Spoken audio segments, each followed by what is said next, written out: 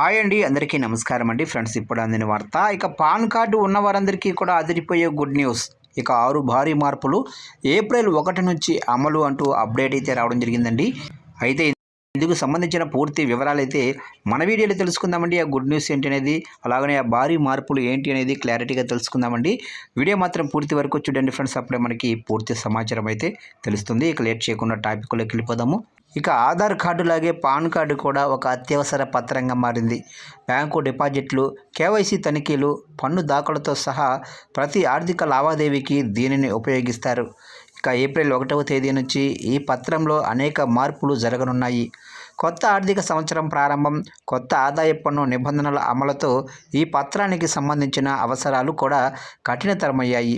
ఈ మార్పులు pan card పొందటం నుంచి బ్యాంకుల్లో డబ్బు జమ చేయటం వరకు ప్రతి విషయాన్ని మార్చివేస్తాయి. ఇక ఏప్రిల్ 1వ తేదీ నుంచి పాన్ కార్డుల విషయంలో ఎలాంటి మార్పులు రాబోతున్నాయో ఒకసారి క్లారిటీగా మన వీడియోలో తెలుసుకుందాం.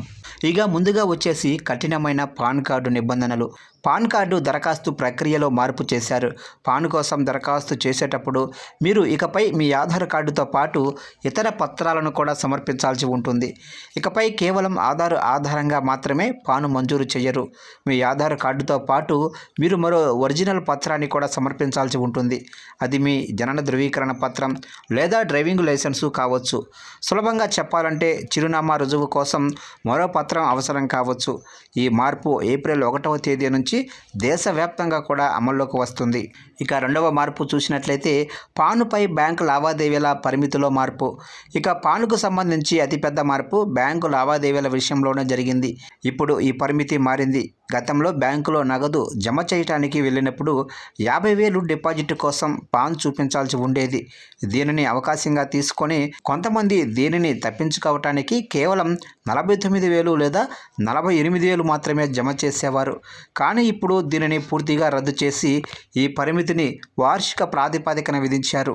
మీరు ఒక సంవత్సరంలో మీ బ్యాంకు ఖాతాలో 10 లక్షలు జమ చేస్తే పాన్ చూపించటం తప్పనిసరి అవుతుంది.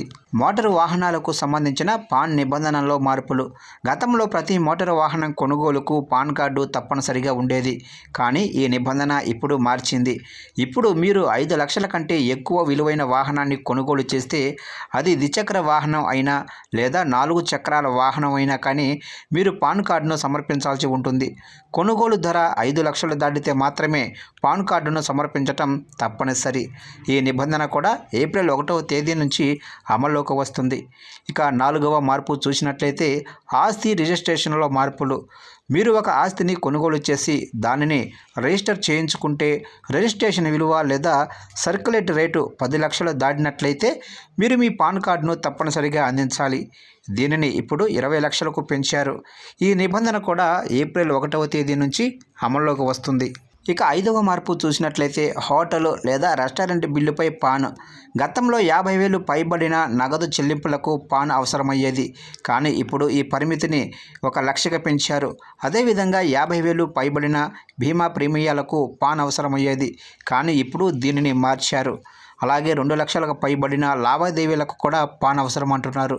పానుకు సంబంధించిన ఇతర లావాదేవీల పరిమితులలో ఎలాంటి మార్పు లేదు. అయితే ఏ లావాదేవీకి పాన్ చూపించాల్సిన అవసరం లేని పక్షంలో 2 లక్షలకు పైబడిన ఏ లావాదేవీకైనా పాన్ చూపించడం తప్పనిసరి అవుతుంది. ఈ విధంగా పాన్ కార్డుకి సంబంధించి ఏప్రిల్ 1 నుంచి కొన్ని ఆర్థిక పరమైన లావాదేవీలకు సంబంధించి కీలక మార్పులు జరగబోతున్నట్లుగా తెలుస్తుంది. చూశారుగా ఫ్రెండ్స్, అప్డేట్ నచ్చినట్లయితే లైక్ చేయండి. ఇలాంటి ముఖ్యమైన అప్డేట్స్ కోసం ఇప్పుడే మన ఛానల్ని సబ్స్క్రైబ్ చేసి ఫాలో చేయండి ఫ్రెండ్స్.